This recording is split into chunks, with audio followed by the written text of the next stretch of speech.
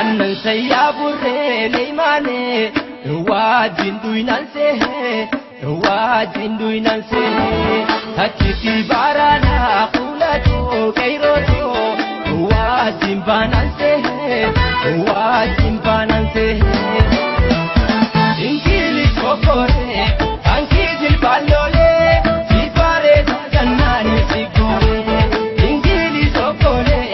ankizil balole sifare tanani sikore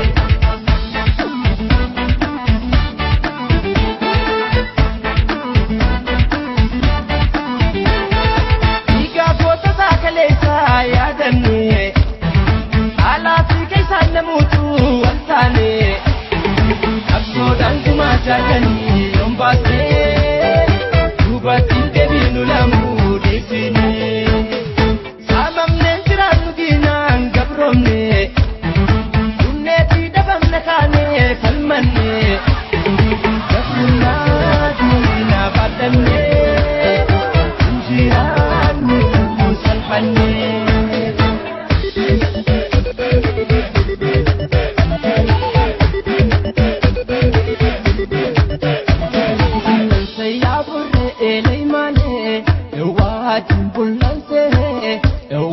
Tindoinanse hakisi barana qulato dangacho watin bananse eyo matatuta leja shani gota ya fi kalmata ni mota eyo matatuta leja shani gota ya fi kalmata ni mota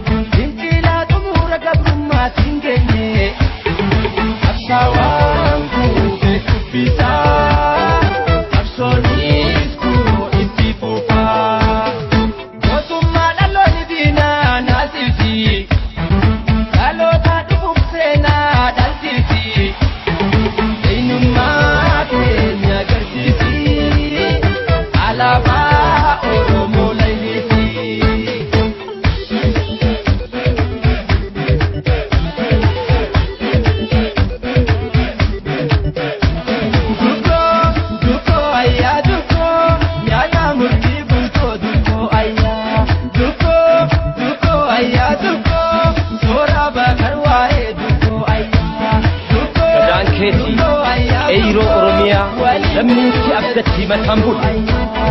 lammin si abdatti matambul